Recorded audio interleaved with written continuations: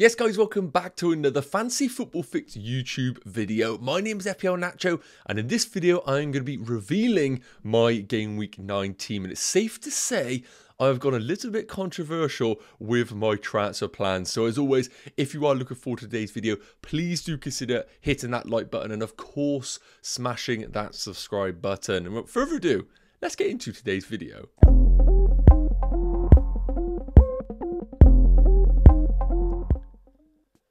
Okay, before anything else, we need to touch on the fixtures going forward, because from game week 10 onwards, we are starting to see a slight fixture swing for certain teams, especially those that we're talking title to contenders, meaning we are going to have FPL options that we want to consider for our FPL teams. That's worth noting.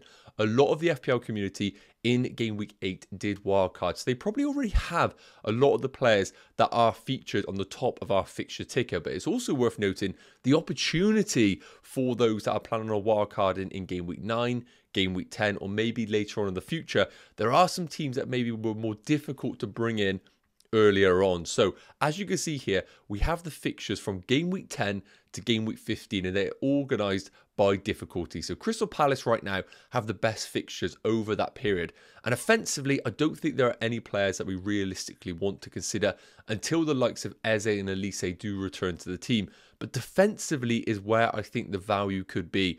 Now, as you can see on the ticker, no mention of Spurs on this list. They're actually second bottom for the ticker over this period.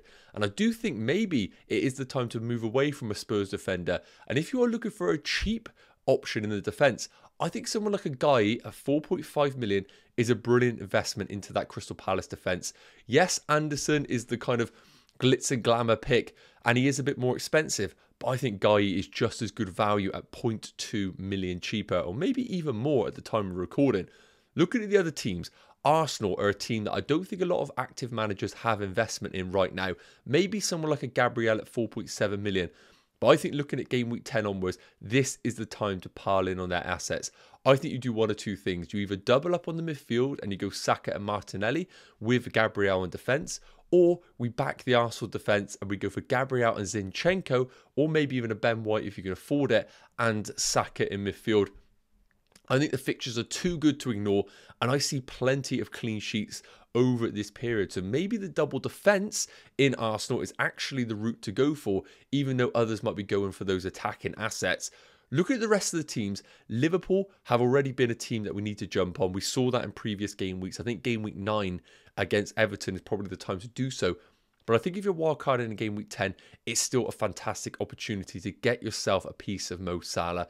Nottingham Forest at home, Luton, then Brentford are unbelievable fixtures. And I think it's almost impossible to go over this period without being even tempted by the Egyptian king. Of course, if you do so, there are alternatives available, a Jota, a Diaz, a Darwin Núñez, but of course their minutes are slightly more riskier, and I wouldn't necessarily be tempted by it myself. Outside of these players, West Ham, I think, are a great team to invest in. Game week 10 onwards is fantastic. I think Jared Bowen needs to be on everybody's radar. And also Brighton. Brighton have been a team that were the talk of the town last season. Haven't really been heavily bought in the last few weeks. However, from game week 10 onwards, their fixtures are amazing. Fulham, Everton, Sheffield United, Forest, Chelsea, and then Brentford. I think if Estupiñán returns for game week 10, he could be a really nice alternative if you can't afford Matty Cash, for example, now that his price is soared through the roof. And I also think Matoma is back on the menu now. A player that I do think can get rotated, but is probably the most secure for minutes based on their Europa League and Premier League involvement. So I just wanted to bring these up for the fixtures because I do think it is worth noting that we need to start looking at the teams that start to become very, very appealing. And those are going to be a lot of these teams that I mentioned on this list. So let me know your thoughts in the comments. For me, a game week 10 wildcard is looking likely, and I'm going to touch on that now with my team reveal coming up.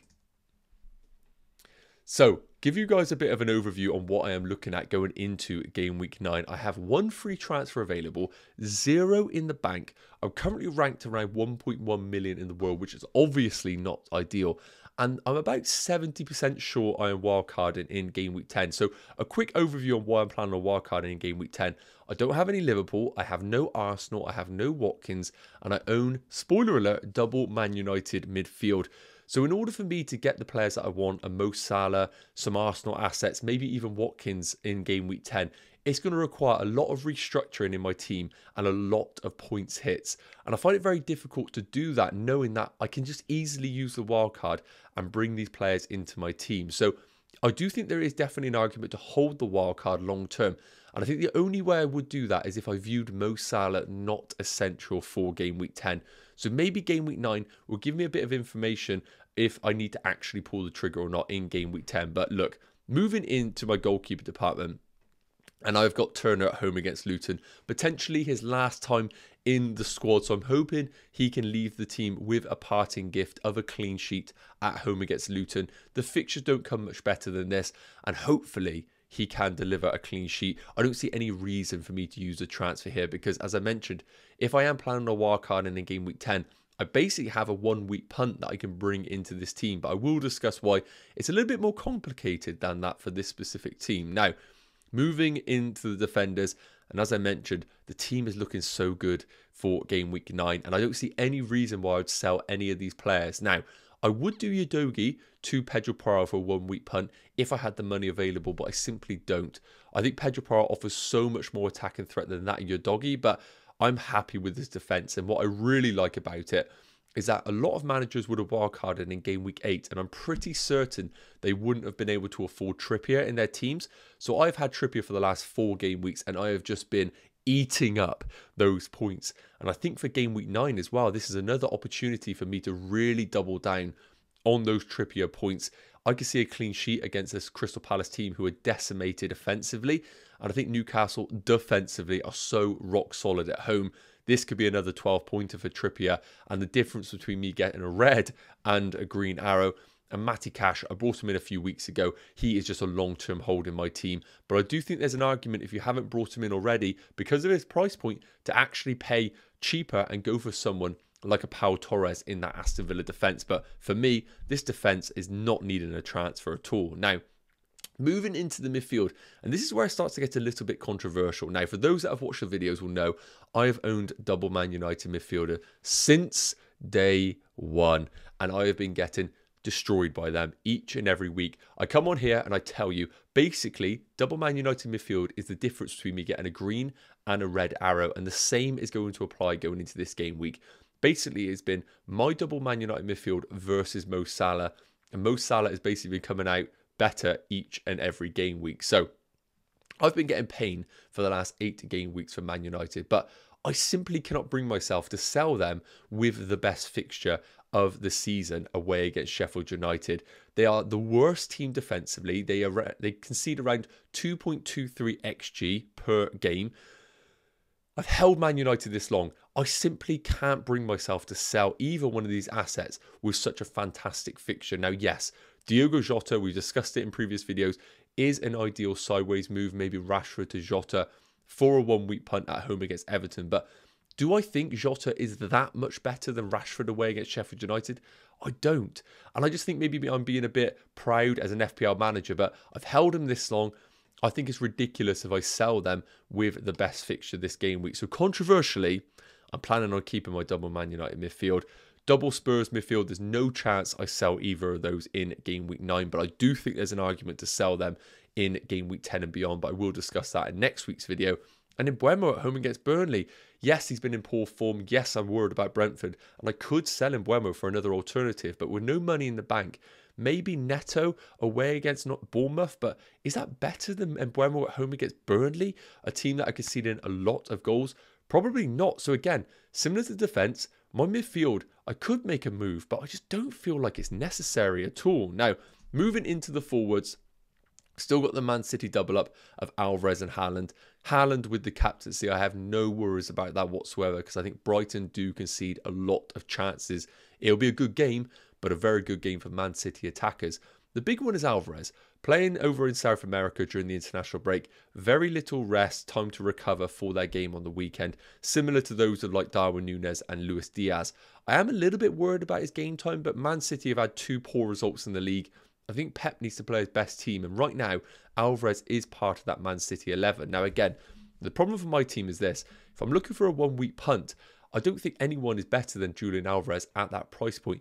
Maybe a Dominic Solanke at home against Wolves, but is that as exciting as Alvarez at home against Brighton?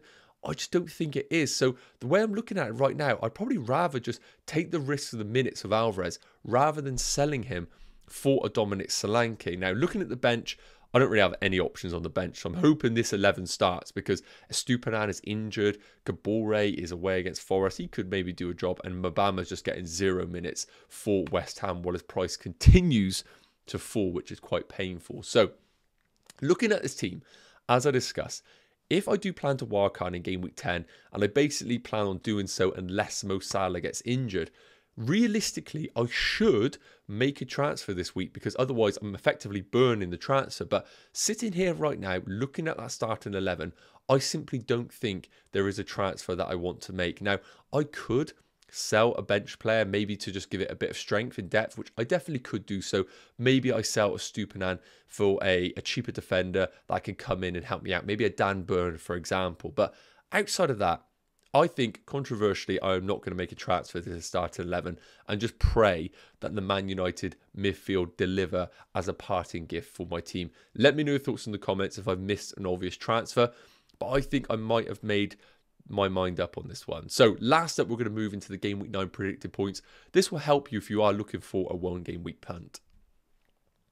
So as I discussed, this is the perfect slide for you guys if you are in a situation where you're wildcarding in game week 10 and you're looking for a player that could go off this game week. So goalkeepers, not really a sexy pick when we are looking for 1 game week punts, but no surprise, Alisson top of the tree at 4.9, Onana at 4.6 quite surprisingly, and then we have Sarr, Foderingham and Bournemouth Neto in the top 5. Looking at defenders, again, Trent popping off at 5.3, but a very difficult player to afford in your teams. And I don't think he's justifying the 7.9 million price bracket right now. But the one that I'm delighted to see is Trippier, 4.7. This is the big one for me this game week. The one that I really do like is going to be Liverpool's Tsimikas at 4.5 predicted points. With the injury sustained to Robertson, we hopefully will get some more information today.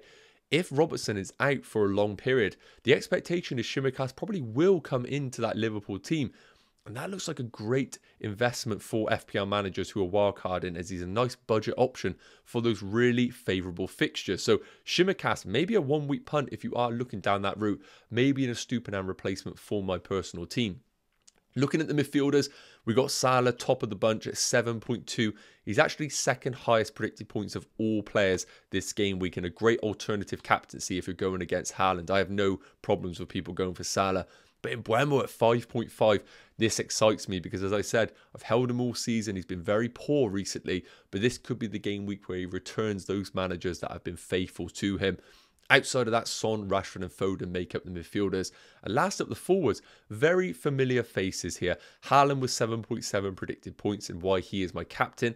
Watkins at 5.5, always looking like a great pick. The one that I'm a little bit dubious about is Darwin Núñez at 4.3 predicted points.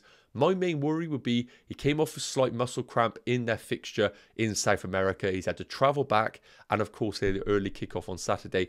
I would be a little bit worried about Darwin Núñez's minutes going into that fixture, and he wouldn't be a transfer consideration for my own personal team. So guys, that is going to wrap up today's video. I really hope it's provided some value to you. And please do let me know in the comments what transfer plans you have going into Game Week 9. As always, if you could drop a like and smash that subscribe button, it is always appreciated. And I'll see you in the next one. Take care. Cheers.